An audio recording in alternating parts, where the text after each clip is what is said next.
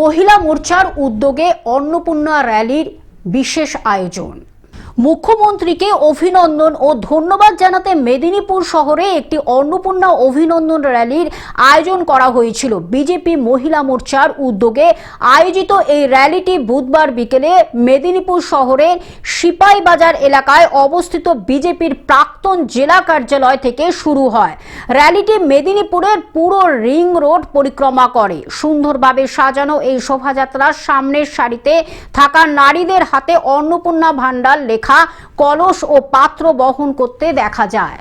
মুখ্যমন্ত্রীকে ধন্যবাদ জানানোর পাশাপাশি অংশগ্রহণকারীরাও রাজ্য সরকারের বিভিন্ন প্রতিশ্রুতির কথা তুলে ধরেন এবং সেই প্রতিশ্রুতিগুলো বাস্তবায়নের দাবি জানান।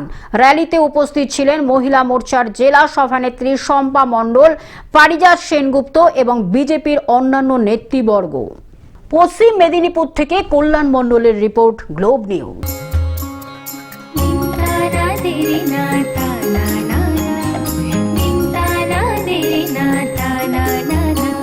পাশে সবার প্রিয় গ্লোব টিভি, সাথে সবার প্রিয় গ্লোব টিভি।